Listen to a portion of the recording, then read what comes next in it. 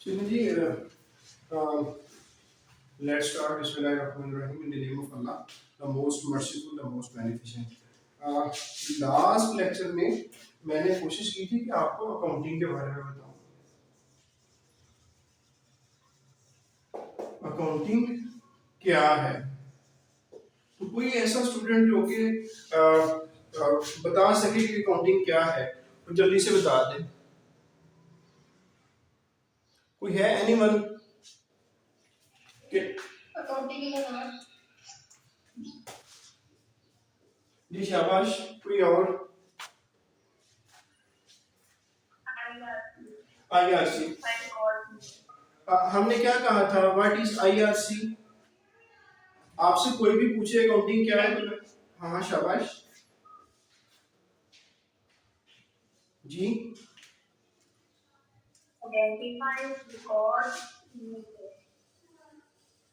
हमने यही कहा था कि अकाउंटिंग इज IRC, आइडेंटिफाई करना, आइडेंटिफिकेशन, रिकॉर्डिंग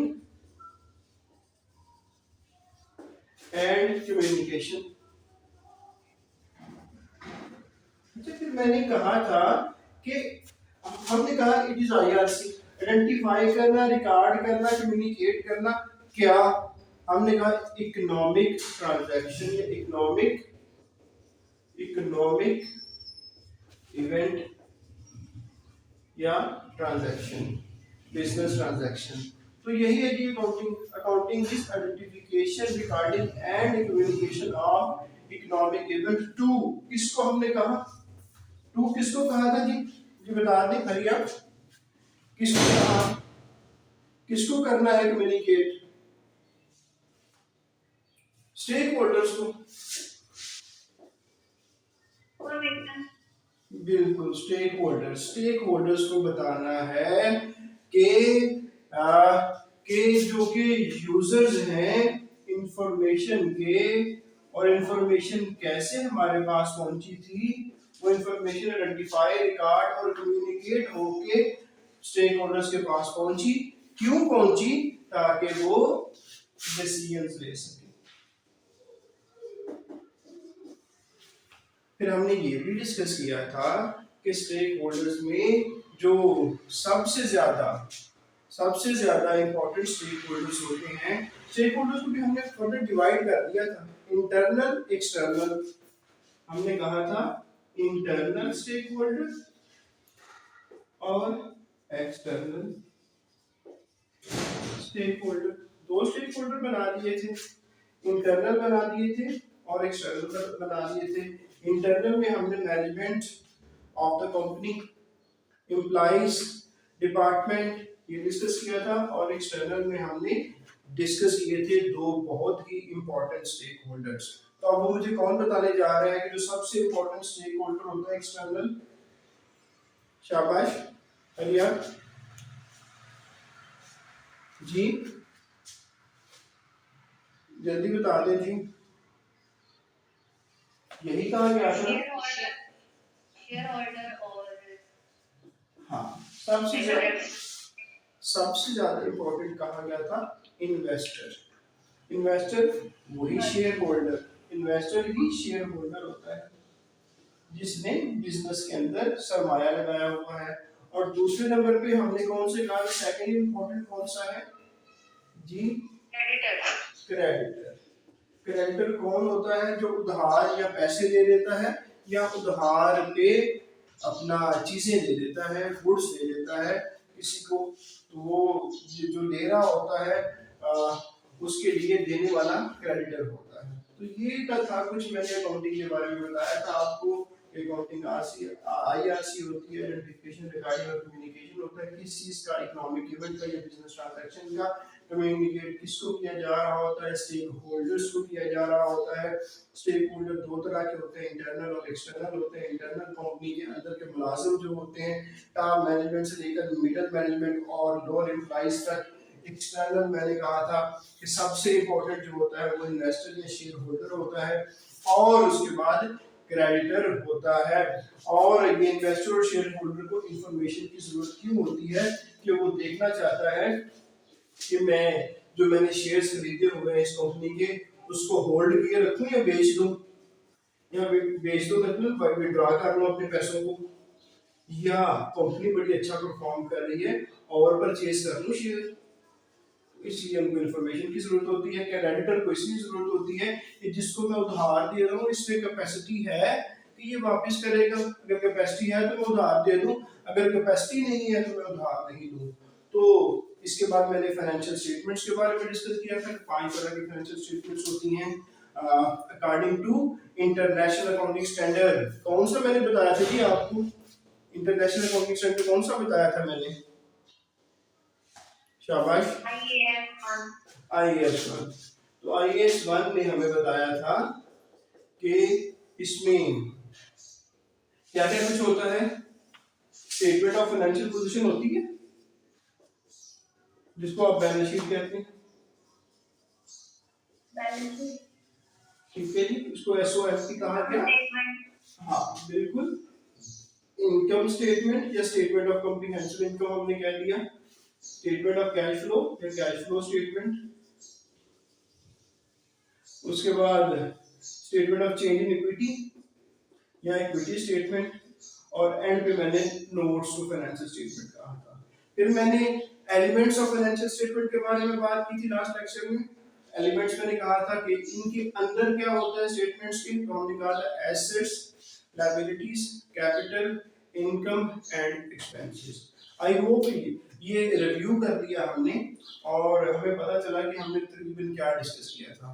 तो इसके अलावा कुछ और डिस्कस हुआ था जी?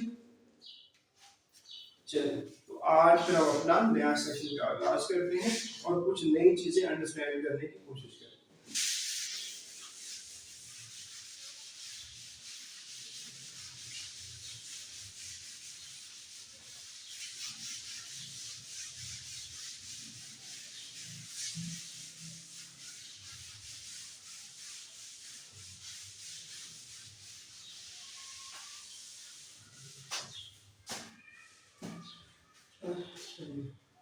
अच्छा, क्या कभी आप पेपर में गए हो और पेपर में कभी उन्होंने आपसे पूछा है या किसी ने आपसे अंडरस्टैंडिंग पूछी है कि बुक कीपिंग और अकाउंटिंग में क्या डिफरेंस है? बुक कीपिंग क्या होती है और अकाउंटिंग क्या होती है? अकाउंटिंग क्या होती है वो तो हमने देख लिया, बुक कीपिंग क्या होती है कोई बता सकता है? बुक कीपिंग, शाबाश, एनीवन?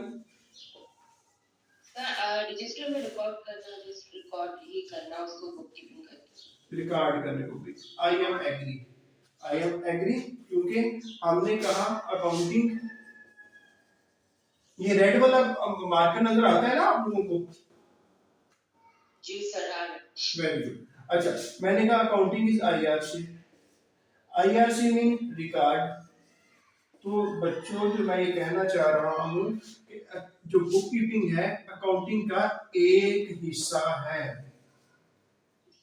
बुक कीपिंग में आई नहीं आता, बुक कीपिंग में सी नहीं आता, बुक कीपिंग में आर आता है।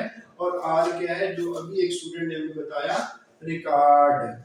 और रिकॉर्ड का तो मैंने पहले ही आपको बता दिया कि रिकॉर्ड में क्या होता है, जनरल, जर्नल, जर्नल, लेजर और फिर ट्रायल बैलेंस। तो जनाब, book keeping is all about recording, book keeping is part of accounting. Accounting एक बहुत बड़ी चीज है, उसका एक हिस्सा बुक कीपिंग है। अगर आपसे नेक्स्ट टाइम पे पूछे तो क्या आप उसे बता सकते हैं अभी जी? जी जी सर, बता सकते। चलिए, बस बुक कीपिंग का कोई भी पूछे आपने कहना जी बुक कीपिंग अकाउंटिंग का एक हिस्सा है। अगर मैं इसको डिफाइन करना चाहूँ तो अकाउंटिंग IRC से मैं समझता हूँ, और IRC का R पार्ट जो है जो कि रिकॉर्डिंग को डील करता है वो बुक कीपिंग है।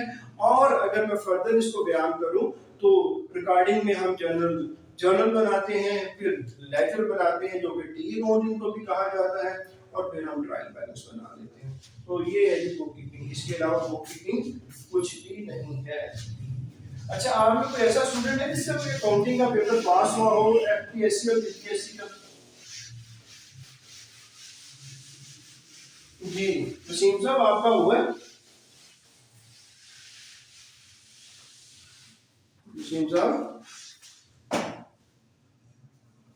जी वसीम साहब हुआ है आपका पेपर पास में?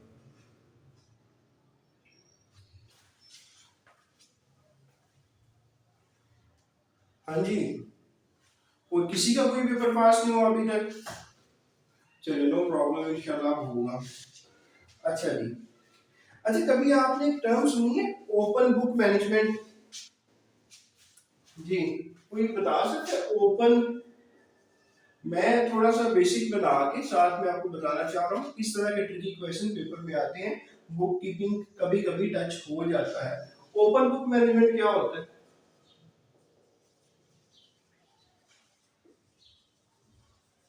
ओपन खुली बुक, किताब, मैनेजमेंट, मैनेजमेंट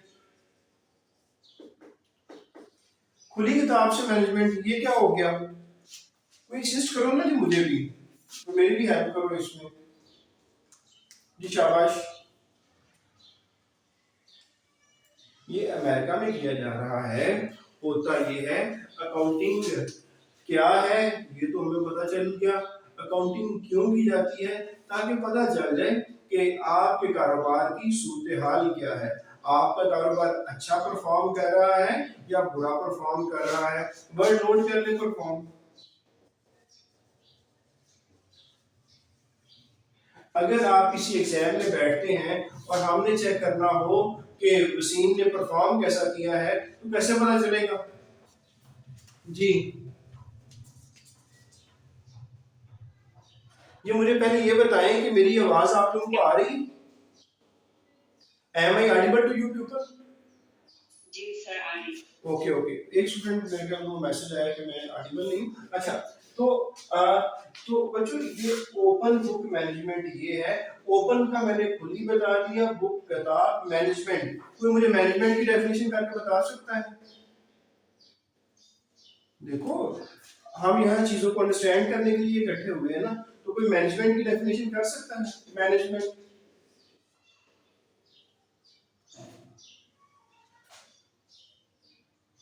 बच्चों याद रखना, किसी भी जगह बैठे हो और आपसे पूछा जाए मैनेजमेंट क्या है तो आपने कहना है management is all about the allocation of resources. Management क्या है? मैनेजमेंट एलोकेट करना कि जहां जहां जहां जिसकी जरूरत है लगा देना, उसको एलोकेट कर देना रिसोर्सेज का। रिसोर्सेज में हर चीज आ जाती है जिसमें including human resources, including human resources. ठीक है, तो मैं ये कहना चाह रहा हूँ मैं ओपन बुक मैनेजमेंट आपको पढ़ाना चाह रहा हूँ, लेकिन साथ में ओपन का मैंने वर्ड का मीनिंग बता दिया, बुक का बता दिया, मैनेजमेंट का उर्दू में मैनेजमेंट लिख दिया, लेकिन मैनेजमेंट है क्या? Management is allocation of resources including the human resources for what? To meet या achieve the organisational goal.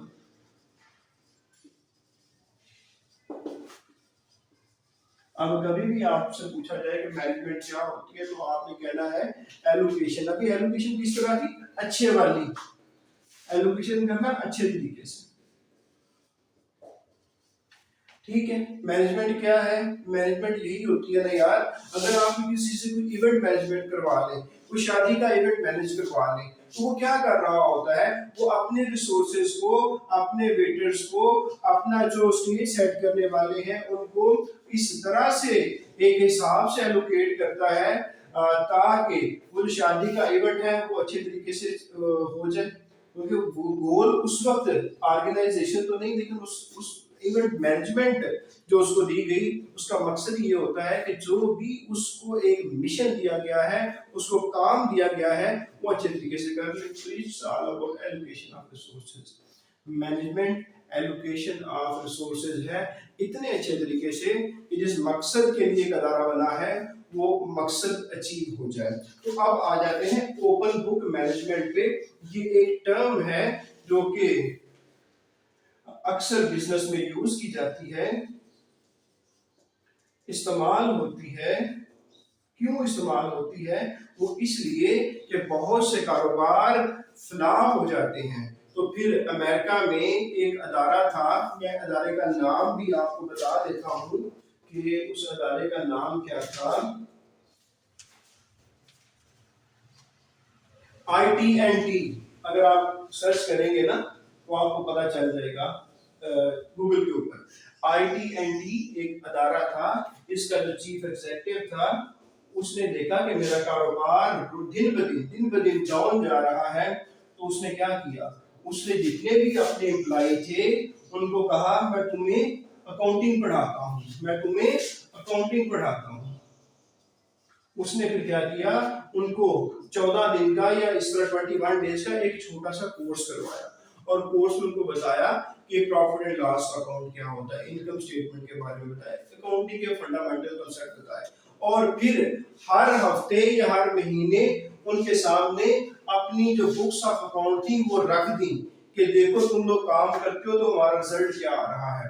Open book management अपने अदारे की तमाम किताबें एम्प्लॉयज को दे दी कि आप इसको रिव्यू करें और कोशिश करें कि हम बेहतर किस तरह कर सकते हैं। फिर वो कहते हैं और बुक्स में रिपोर्ट किया जा रहा है कि वो अदारा तरक्की करता गया।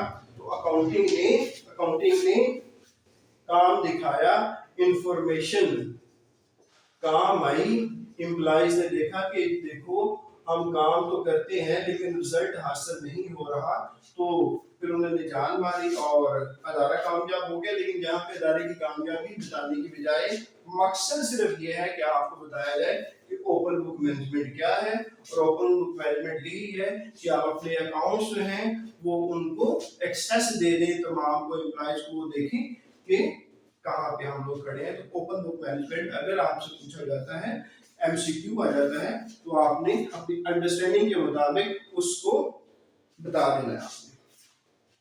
अच्छा जी, अच्छा एक बात ये है कि अकाउंटिंग की बहुत सी इकसाम है, ठीक है जी। कोई बता सकता है कि कौन कौन सी इकसाम है? शाबाश भैया।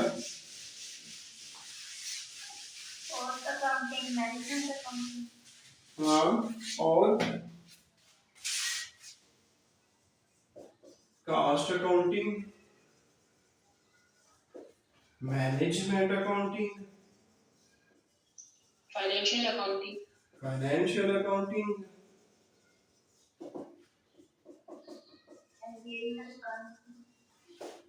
जी मैनेजेरियल, एडवांस अकाउंटिंग,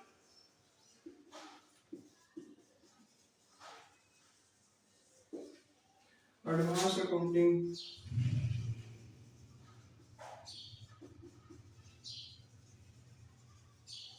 तो बच्चों यहाँ पे हम एक बात कहते हैं कि बेसिकली फंडामेंटली अगर एक ब्रॉडर व्यू देखा जाए तो ये है और ये है, इसी को एडवांस कर दिया जाता है। मैनेजरियल इंटरचेंजेबली इसके साथ यूज हो रही होती है और कास्ट अकाउंटिंग इसके अंदर ही आ जाती है मैनेजमेंट अकाउंटिंग के।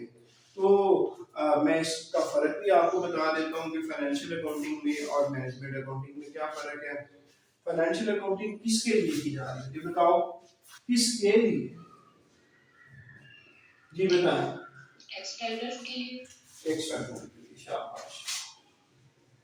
ये देखो ये छोटी छोटी चीजें यही तो हमने डिस्कस करनी है और इसके अलावा क्या करना है, फंडामेंटल चीजें देखनी है और फंडामेंटल्स को एक पेपर में देख रहा होगा। अच्छा, और फिर मैनेजमेंट अकाउंटिंग बताओ वो क्या करती है। हम इस तरह करते हैं कि यहाँ पे ना हम क्या कहते हैं, ये इसको लिख देते हैं FA और इसको कर देते हैं MA for management accounting, FA for financial accounting. तो फाइनेंशियल अकाउंटिंग किसके लिए की जा रही होती है, एक्सटर्नल के लिए, question is right. Management accounting किसके लिए की जा रही होती है जी, मैनेजमेंट अकाउंटिंग किसके लिए की जा रही है, इंटरनल। अगर वो पेपर में पूछेगा तो ये कहेगा who are the users of management accounting, आप कहेंगे इंटरनल एम्प्लॉइज, मैनेजमेंट, वो इसको यूज कर रहे होते हैं। अगर वो ये पेपर में पूछे कि कौन सी डिटेल में ज्यादा होती है, इन डेप्थ होती है, चलो लिखते हैं इन डेप्थ, कौन सी accounting in depth information provide करती है, बताओ जी कौन सी accounting.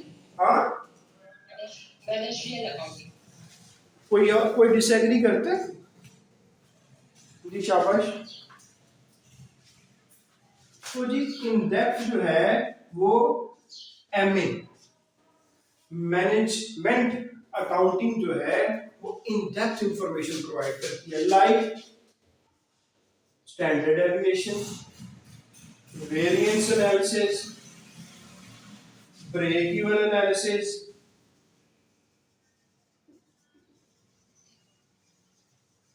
Basically management accounting in detail information provide करती होती है इंटरनल को, मैनेजमेंट को, कि देखो वजूहात तलाश करो, अगर कंपनी अच्छा परफॉर्म कर रही है तो और अच्छा कैसे हो सकते हैं, और अगर बुरा परफॉर्म कर रही है तो अच्छा कैसे हो सकते हैं। ये बेसिकली इनको जरूरत होती है, इसलिए ये इन डेप्थ इंफॉर्मेशन चाहते हैं।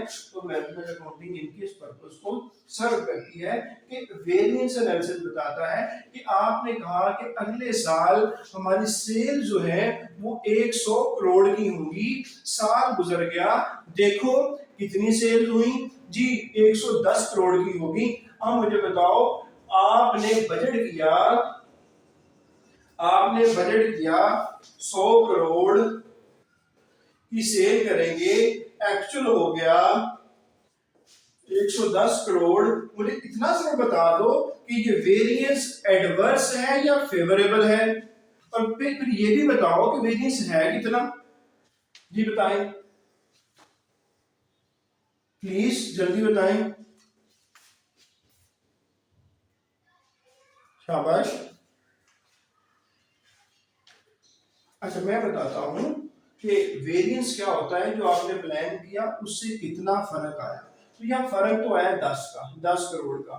तो देखिए हमने प्लान किया 100 रुपया कमाएंगे, 100 रुपया सेल, 100 की सेल करेंगे, होगी 110 की, तो ये 10 फेवरेबल हो गया, ये अच्छे वाला वेरिएंस आ गया। अच्छे वाले वेरिएंस को फेवरेबल वेरिएंस कहते हैं।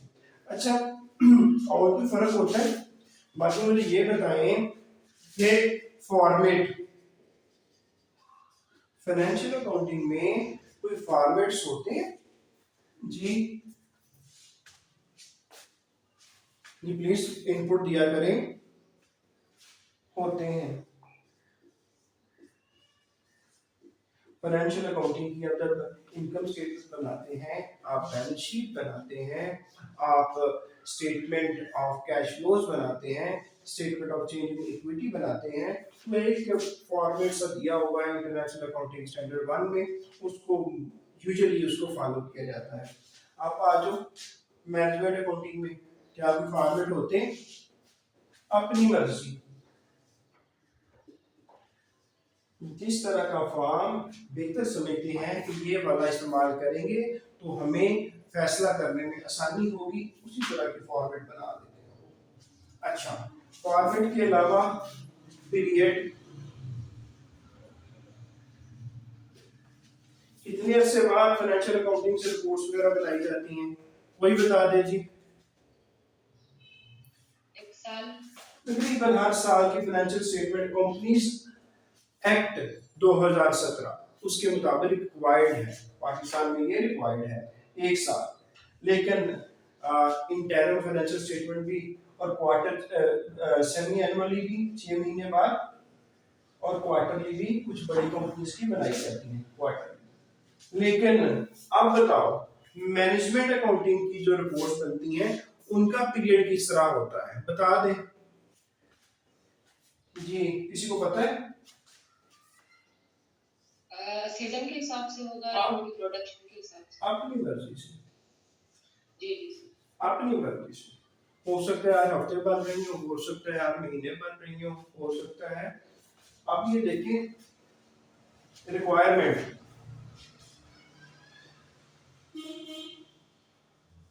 रिक्वायर्ड फाइनेंशियल अकाउंटिंग की जो फाइनेंशियल स्टेटमेंट्स बनाते हैं वो रिक्वायर्ड है एज पर लॉ।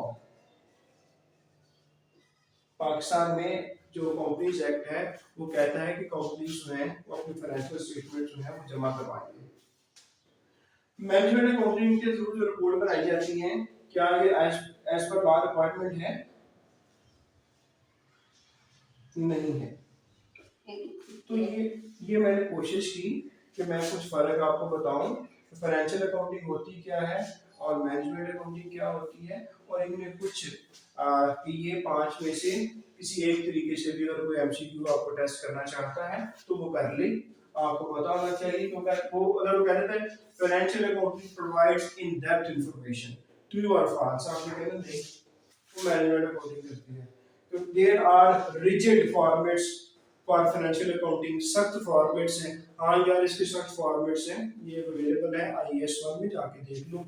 क्योंकि मैनेजमेंट अकाउंटिंग के सख्त फॉर्मेट्स नहीं है, वो अपनी मर्जी से कस्टमाइज करके आप जिस तरह बेहतर डिसीजन मेकिंग कर सकते हैं। जी जी बेटा, आवाज नहीं आ रही है आपको? जी स्टूडेंट्स, आवाज नहीं आ रही? अच्छा ठीक है, चलो। तो पीरियड के बारे में बात की, तो ये जो फाइनेंशियल अकाउंटिंग की रिपोर्ट्स हैं ये रेगुलेट हो रही हैं एक खास वक्फे से। सालाना तो बनानी है, कुछ कंपनीज को बाई एनुअल भी देनी पड़ती है और क्वार्टरली भी देनी पड़ती है। मैनेजमेंट अकाउंटिंग अपनी मर्जी है, जिस तरह आप डिसीजन मेकिंग को आसान कर सकते हैं उस हिसाब से आप रिपोर्ट बना दें। रिक्वायर्ड जी, फाइनेंशियल अकाउंटिंग के थ्रू जो फाइनेंशियल स्टेटमेंट्स बनती हैं वो जरूर जमा करवानी। इवन कि एफटीआर भी कहता है कि जब आप रिटर्न फाइल करेंगे और अगर आप कंपनीज हैं तो आप अपने ऑडिटेड अकाउंट्स साथ अटैच करेंगे, उसके बाद आप रिटर्न फाइल कर सकते हैं, अदरवाइज आप रिटर्न फाइल नहीं कर सकते। यहाँ पे कोई जरूरत नहीं है। तो ये छोटा सा एक टॉपिक था जो मैंने कवर करने की कोशिश की। अब मैं आपको नेक्स्ट टॉपिक की तरफ लेके जाता हूँ। इसमें किसी का कोई क्वेश्चन तो नहीं?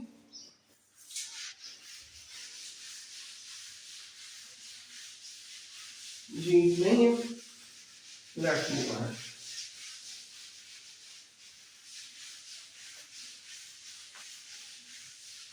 वसीम, आपकी आवाज नहीं आ रही थी, मैं आपको बता देता हूँ। अगर आप कोशिश कर रहे थे कुछ बताने की तो आपकी आवाज हम तक नहीं पहुंच रही थी।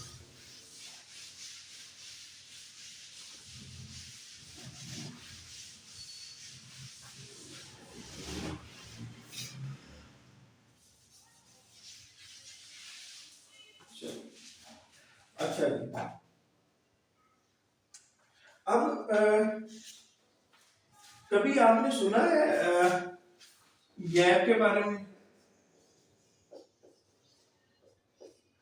पेपर में लिटरली ये भी आ जाता है, गैप इज एब्रिविएशन ऑफ। तो आप बताएं गैप किसकी एब्रिविएशन है?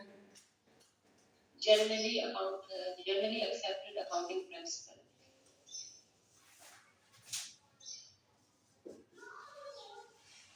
Accepted accounting,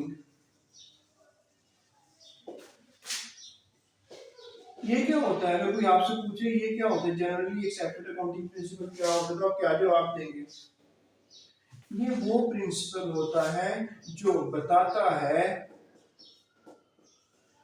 कि एक जो बिजनेस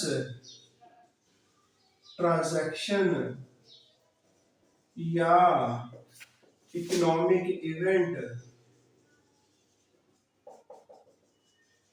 होता है उसके साथ क्या सलूक करना है।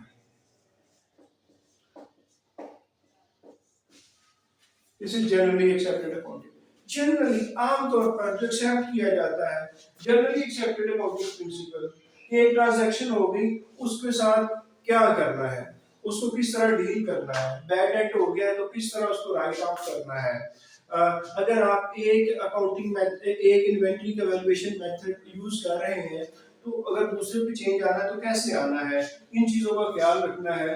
ये इवन कि एवरी ट्रांजैक्शन को किस तरह डील करना है, यही जनरली एक्सेप्टेड अकाउंटिंग प्रिंसिपल बताते हैं। अच्छा, अगर मैं आपको यहाँ एक और बात कहूँ कि कौन बनाता है गैप, तो बताएं गैप कहाँ से आते हैं? जी प्लीज, कोई बता सकता है, कोई मेरी मदद कर सकता है इस मामला में? जी शाबाश, लिखो FASB। अब FASB क्या है?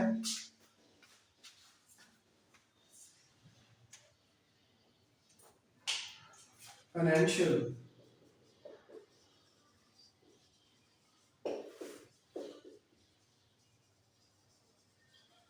Accounting standard board. अब FASB है कहाँ पे? United states of America. ठीक हो गया जी। अगर कोई पूछता है कि गैप, गैप बेसिकली हर कंट्री की जो प्रैक्टिस होती हैं वो है, लेकिन पाकिस्तान में हमारी तो कोई ऐसी, हमारा तो माइंड ही नहीं है, हम लोग तो खुद कोई इनोवेशन है ही नहीं, हम कॉपी पेस्ट बड़ा अच्छा कर लेते हैं। तो इसलिए हमें या तो अमेरिका की तरफ देखना होता है या यूके की तरफ देखना होता है। कोई भी काम करना है तो हम कहते हैं क्या, या हमें अमेरिका बता दीजिए, यूके बता दीजिए। अब हम रशिया की तरफ जा रहे हैं। तो अकाउंटिंग में भी हम पहले गैप को देखा करते थे, लेकिन फिर यूके ने कहा हम एक और काम करते हैं। यूके ने कहा कि हम बनाते हैं IAS oblique IFRS। अब IAS क्या है? उन्होंने कहा IAS जो है इंटरनेशनल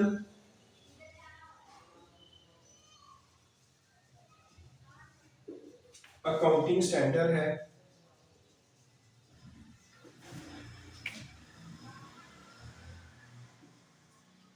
फिर IFRS क्या है? इंटरनेशनल अकाउंटिंग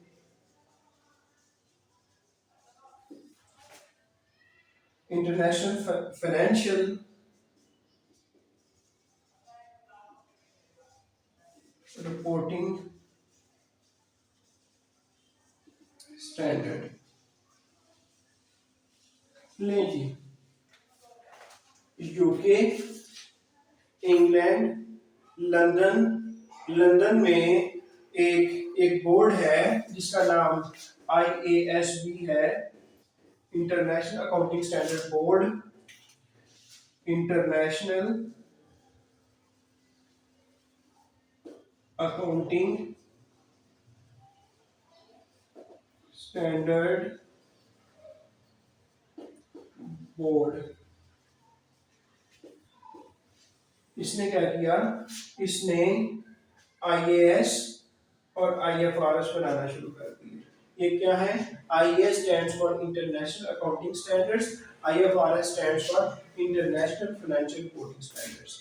कौन बना रहा है? IASB बना रहा है। दो निजाम चल रहे हैं, एक तरफ IAS oblique IFRS चल रहा है और दूसरी तरफ गैप चल रहा है। गैप को बनाने वाला फाइनेंशियल अकाउंटिंग स्टैंडर्ड बोर्ड है जो कि अमेरिका से है, और IAS और IFRS यूके बेस्ड है। और अब आपके माइंड में ये आ रहा होगा पाकिस्तान कहाँ किनको फॉलो कर रहा है? पाकिस्तान इनको फॉलो कर रहा है। पाकिस्तान में जब भी आप फाइनेंशियल स्टेटमेंट्स बनाएंगे, SECP कंपनीज एक्ट के थ्रू कहता है कि आपकी financial statements according to IAS oblique IFRS होनी चाहिए। अब आप कहेंगे सर चीज तो एक ही है कि फाइनेंशियल अकाउंटिंग के प्रिंसिपल बताना चाह रहे हैं IASB और IFRS भी। तो यहाँ नोट कर लें कि टिल 2001 ईयर जो भी नया स्टैंडर्ड आता था उसको IAS कहा जाता था, इंटरनेशनल अकाउंटिंग स्टैंडर्ड। 2001 के बाद जो भी स्टैंडर्ड्स आ रहे हैं IASB की तरफ से, वो इंटरनेशनल फाइनेंशियल रिपोर्टिंग स्टैंडर्ड है।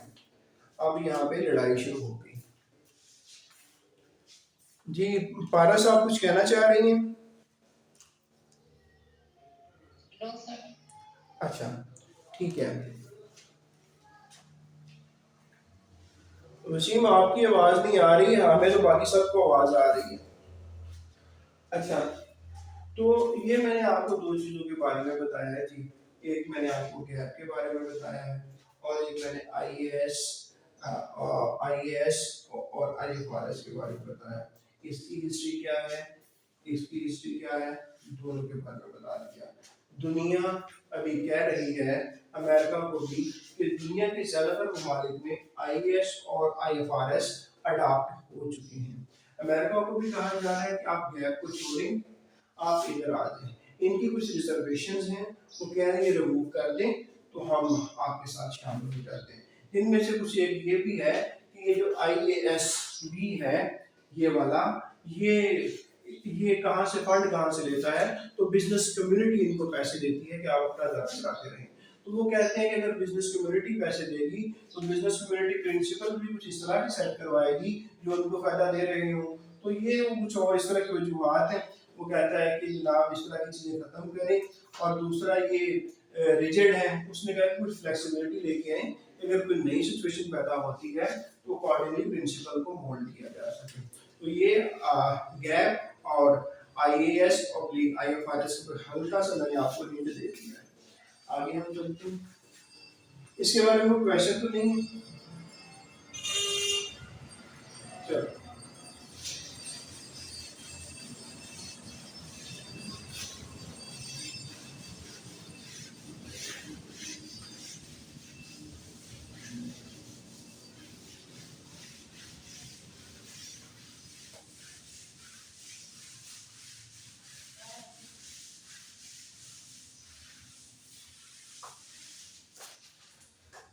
अच्छा जी।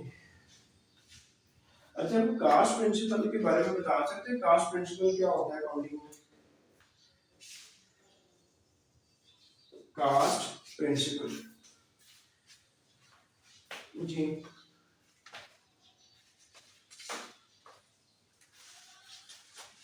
जी बता सकते हैं? नहीं बताएं, ताकि आप लोग भी तो इन्वॉल्व रहे ना। ये बहुत ही सादा प्रिंसिपल है।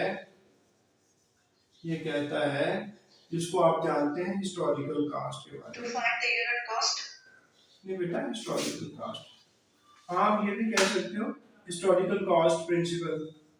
इसका तो आपको पता ही होगा कि जब भी आप कोई चीज परचेज करते हैं बिजनेस के अंदर, कोई भी एसेट आता है, एसेट किस कास्ट पे कैपिटलाइज किया जाता है? जी बताएं,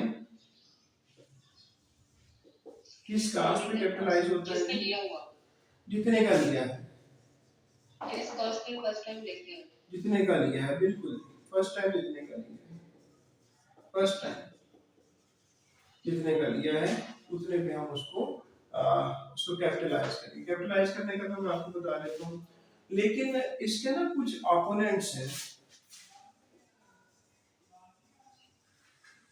जो कहते हैं कि ये काम ठीक नहीं है। मिसाल के तौर पर अगर हमने लैंड परचेज की है 1 मिलियन की, कब? 2005 में हम डेबिट कर लेते हैं लैंड को और कैश वगैरह हमने बेस की क्रेडिट कर लिया 1 लाख से, ठीक है।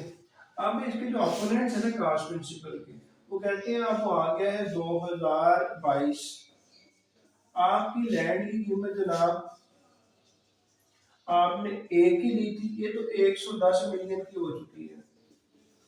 अभी तक आप इसको इसमें शो कर रहे हैं, तो आप ठीक शो नहीं कर रहे, इसको आप ठीक करें। हमने कहा कि ठीक कैसे करें? वो कहते हैं किसी से अंदाजा लगवा लें। अंदाजा लगवाएंगे कितने की है? तो यहाँ पे कास्ट प्रिंसिपल कहता है कि यार अंदाजे नहीं लगवाने, अंदाजे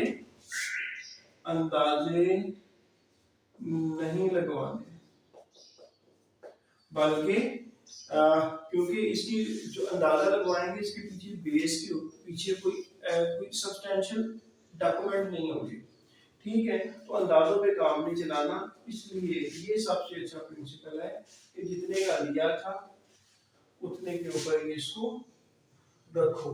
क्योंकि एक बंदे के पास अंदाजा लगवाने जाओगे, वो कहेगा कि 110 मिलियन का हो गया है, दूसरे के पास कहोगे नहीं होगा तो नहीं यार ये तो 90 मिलियन का है। अब बताओ इस पे लिखें या इस पे लिखें। वो कहते हैं इस तरह की जो बायसनेस है इसको लोग गलत इस्तेमाल करेंगे, अदारे कंपनियां इसका गलत इस्तेमाल करेंगी। तो इस गलत इस्तेमाल से रोकने के लिए जो बड़ों ने कास्ट प्रिंसिपल बना दिया है उसी के ऊपर स्टिक रहें, और ये एक अच्छा प्रिंसिपल है। बात समझ आ गई है जी? तो यही कास्ट प्रिंसिपल है कि जितने का लिया है हिस्टोरिकली जितने पैसे दिए हैं कास्ट वही रहेगी।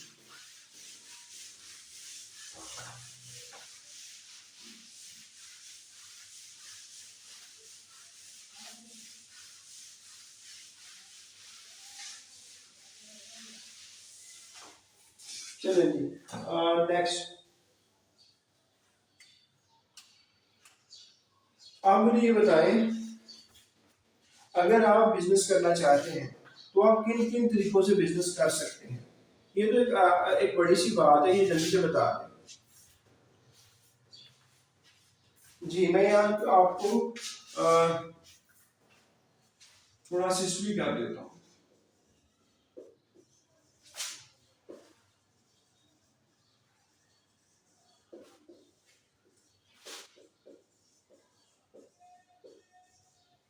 चलो बता दो जल्दी से।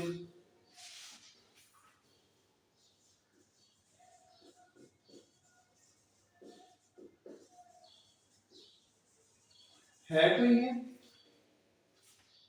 होता है स्टाइल नहीं, नहीं होता ये? Very good.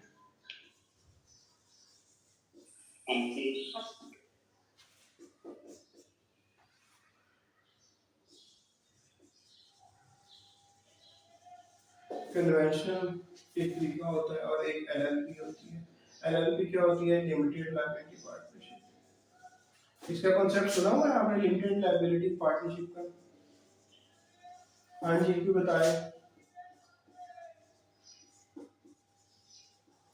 जी। एलएलपी का कॉन्सेप्ट सुना हुआ आपने ये वाला? जी सर एक ऐसा पार्टनर होता है जिसकी लिमिटेड होती है।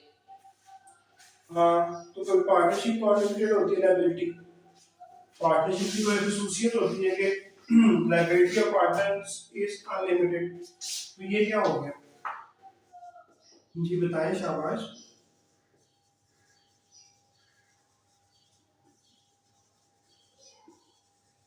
जी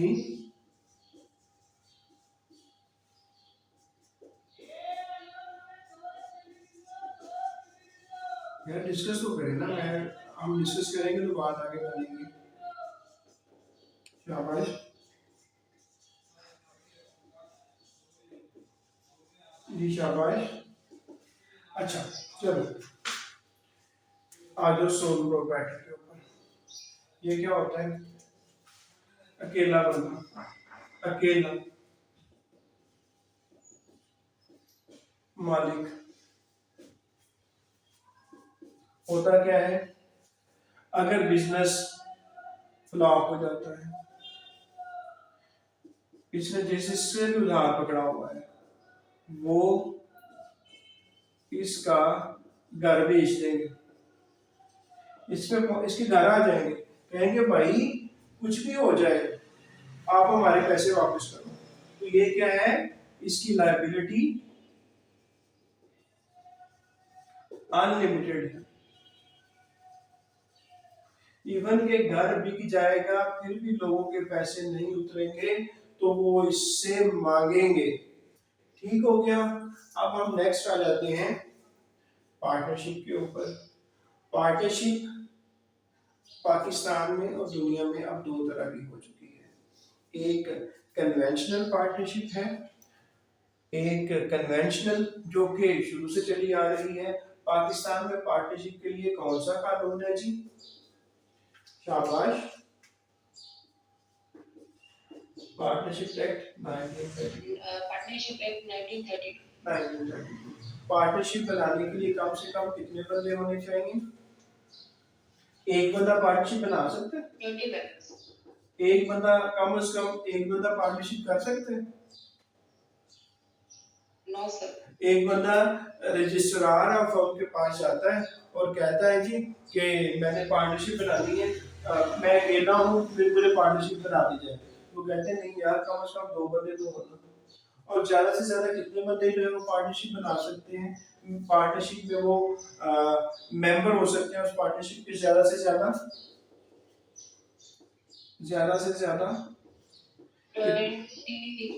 20। ठीक हो गया। तो पार्टनरशिप ये होती है, दो या दो से ज्यादा बंदे आपस में मिल जाते हैं और मिलके कहते हैं कि हम कारोबार करेंगे और कारोबार मुनाफे के लिए करेंगे और मुनाफा जो आपस में तकसीम कर लेंगे। तो ये एक पार्टनरशिप का, एक ओनरशिप का, एक कारोबार को ओन करने का एक ये स्टाइल भी है। फिर आगे कॉन्सेप्ट आ गया लिमिटेड लायबिलिटी पार्टनरशिप। इससे क्या समझ आती है आपकी? कि एक ऐसी पार्टनरशिप जिसमें हाँ, एक बार मैं ये बता दूं कि जिस तरह मैंने यहाँ कहा ना कि यहाँ पे जो पार्टनर्स हैं वो मिलके बनाते हैं, तो मिलके मालिक होते हैं और मिलके अगर वो फिराक हो जाते हैं तो मिलके उनकी लायबिलिटी अनलिमिटेड होगी। जिनको उन्होंने उधार उठाया होगा वो इन सब के घर पे आ जाएंगे और कहेंगे तुम्हारी लायबिलिटी अनलिमिटेड है, हम तुम्हारा घर भी चला देंगे, ठीक है, खरीद लेंगे, हमारे पैसे वापस करो, लायबिलिटी अनलिमिटेड है, हम हर चीज बेच देंगे तुम्हारी, बिकॉज पार्टनरशिप के कानून के मुताबिक तुम्हारी लायबिलिटी अनलिमिटेड है। फिर इसीलिए एक नया कॉन्सेप्ट बनाया गया, लिमिटेड लायबिलिटी पार्टनरशिप। अब इससे क्या समझ आती है आपको? जी शाबाश यार, इनपुट दो प्लीज।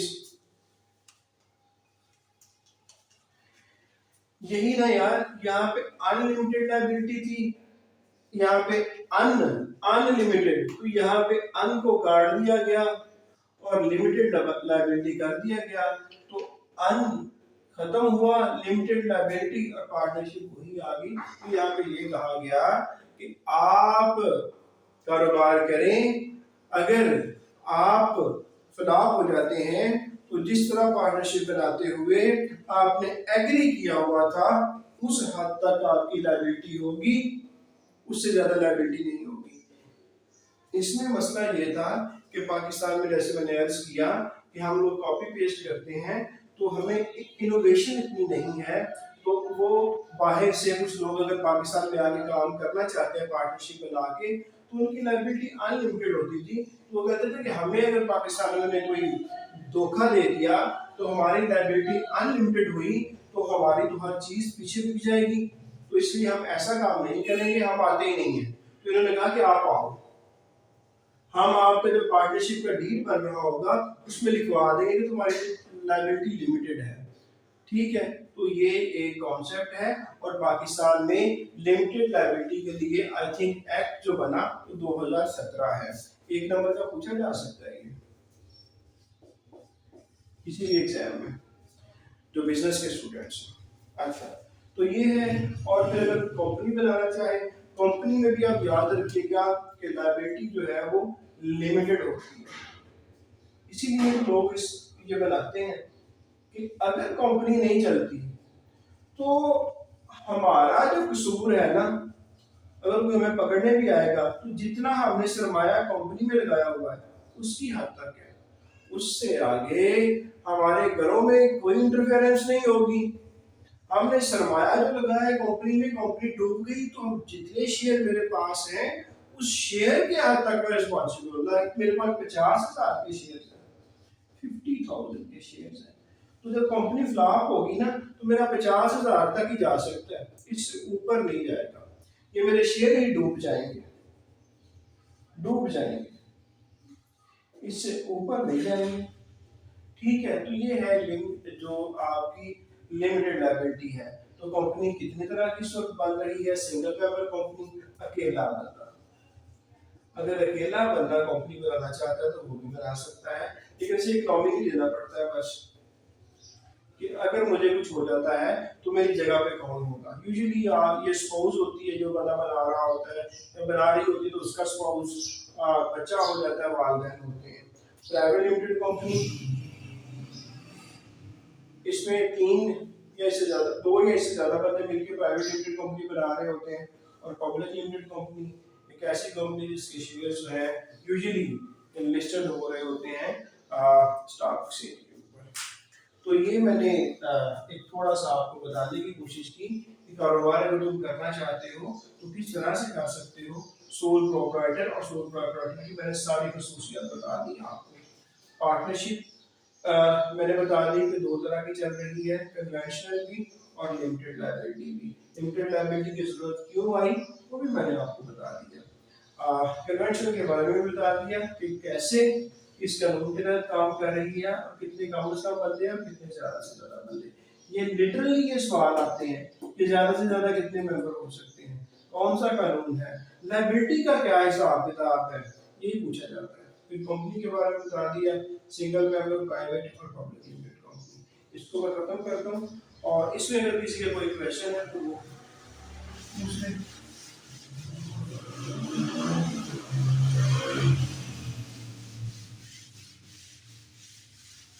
सर कंपनी में कितने मेंबर्स हो सकते हैं, कितने तक? बेटे इसमें प्राइवेट का 50 है और पब्लिक में अनलिमिटेड होते हैं, जितने मर्जी लोग शेयर खरीदते हैं। अगर प्राइवेट कंपनी बनानी है तो 50 और पब्लिक लिमिटेड कंपनी है तो आपको पता है स्टॉक एक्सचेंज के ऊपर शेयर बिक रहे हैं, जितने मर्जी खरीद रहे हैं। और सिंगल मेंबर में जैसे मैंने बता दिया, सिंगल मीन एक और एक मेंबर। ठीक हो गया जी। चलो अगला कॉन्सेप्ट मैं आपको बताता हूँ। अब मुझे बताओ, अच्छा जी, एक चीज ना मैं नोट कर रहा था जो मैंने आपको बतानी है, वो ये है कि जब भी हम कोई भी फाइनेंशियल स्टेटमेंट बनाने लगते हैं, हम लिखते हैं मिसाल के तौर पर स्टेटमेंट ऑफ फाइनेंशियल पोजीशन, तो हम लोग क्या लिखते हैं, SOFP। SOFP statement of financial position. पहले इससे ऊपर हम लिख चुके होते हैं अदारे का नाम। इसको मैं खत्म करता हूँ, लाइक चिराट सीमेंट का, चिराट सीमेंट कैपिटल में लिखा जाता है, नीचे लिखा जाता है स्टेटमेंट ऑफ फाइनेंशियल पोजीशन, नीचे लिखा जाता है एज ऑन, क्या डेट है, 30/6/2021। ठीक है, तो बच्चों याद रखना स्टेटमेंट ऑफ फाइनेंशियल पोजीशन जब बनाई जाती है तो वो एक खास तारीख के ऊपर होती है, खास तारीख के ऊपर। मैंने कहा था ना ये तस्वीर है, इसको तस्वीर के साथ हम मुमासलत करवा सकते हैं। तो 30/6 को तस्वीर खींची गई, पिक्चर बनाएंगे, जब पिक्चर बनाएगी तो उस वक्त आपकी सेहत कैसी है।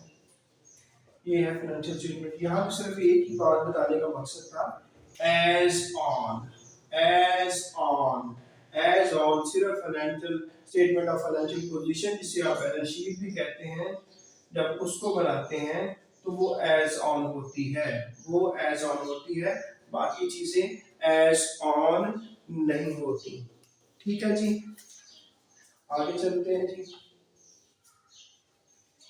और आगे एक बहुत बड़ा कॉन्सेप्ट है आपका अकाउंटिंग इक्वेशन को इक्वल करवाने का।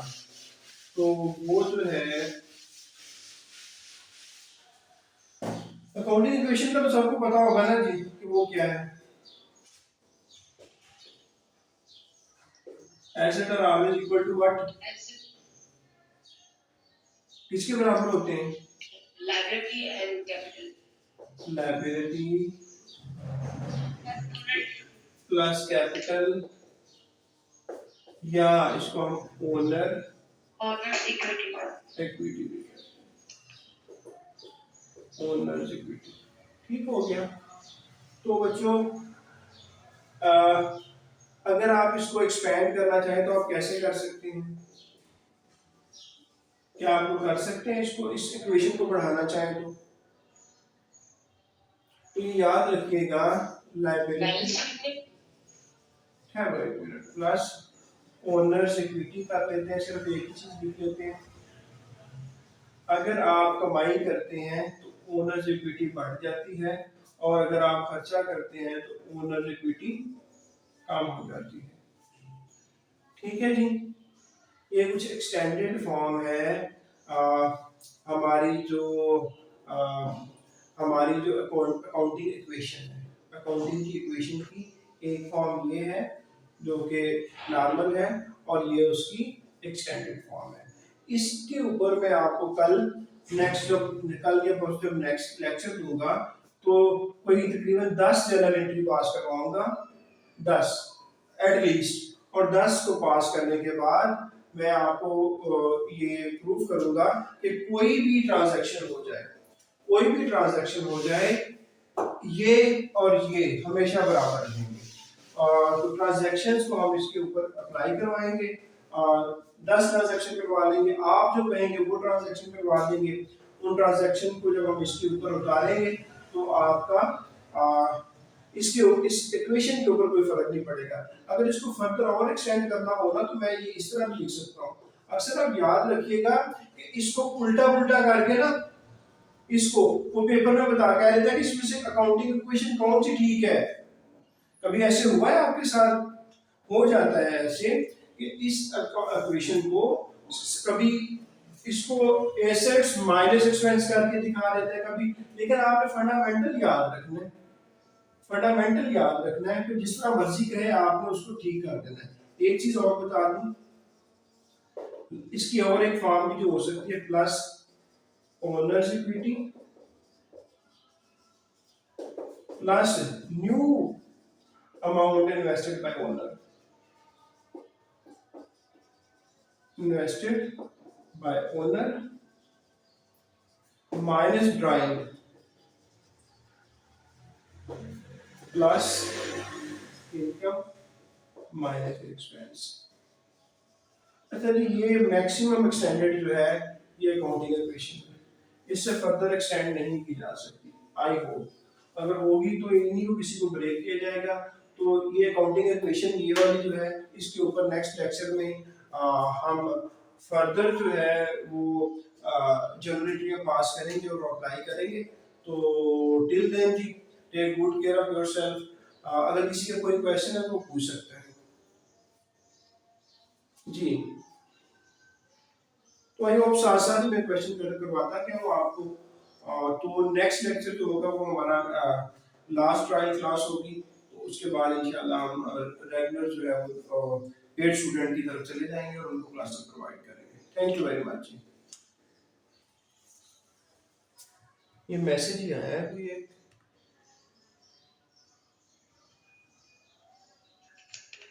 थैंक यू जी, थैंक यू वेरी मच।